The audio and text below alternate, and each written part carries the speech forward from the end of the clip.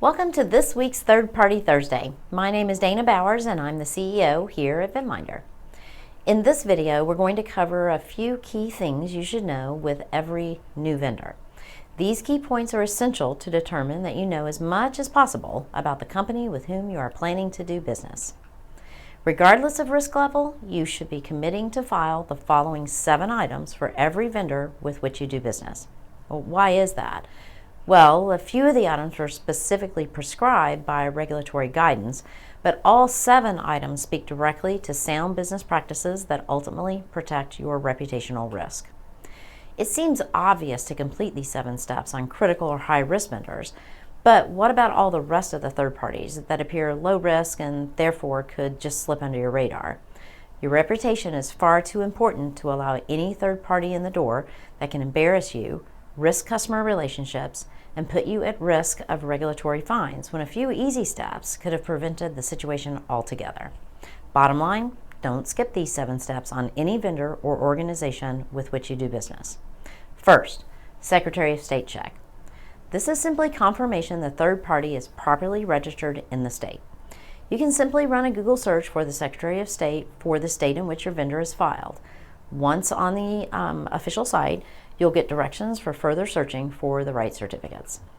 Second, complaint research. It's important as it absolutely determines the reputational risk associated with doing business with a company. Since the Consumer Financial Protection Bureau, CFPB, often uses complaint data for their enforcement work, it's important to stay in tune. Their complaint database is easy to search, so is the Better Business Bureau. Next, you should do an OFAC check. Be sure to do it not just on the company, but also the executives. This check is to determine if the company is owned or managed by any sanctioned person or nation. This is required in order to be in compliance with U.S. Treasury laws and the anti-money laundering statutes. You likely have an OFAC provider now for your consumer OFAC checks, but there are also sites that provide quick one-off checks. Try treasury.gov or LexisNexis if you need them. Fourth, check their articles of incorporation and their business license. This is to establish proof of particular business license required, such as a money transfer license, and to verify proof the business entity is properly organized. This is a fundamental checkbox item to ensure you know your vendor and that they are licensed to provide the service for which you are contracting. You'll need to request these documents directly from the vendor.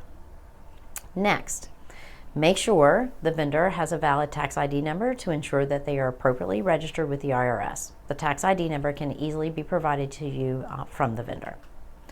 Sixth, pull a Dun & Bradstreet report, which is a business credit and trade report.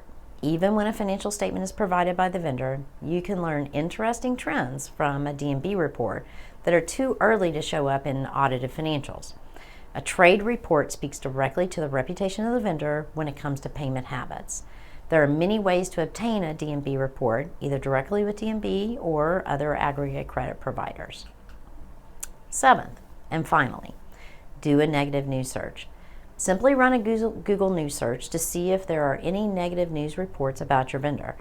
You should always try to avoid surprises. A vendor isn't likely to offer any news that doesn't put them in the most positive light.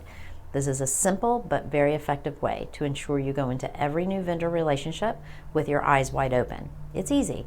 Just do a Google News search for the vendor name at google.com.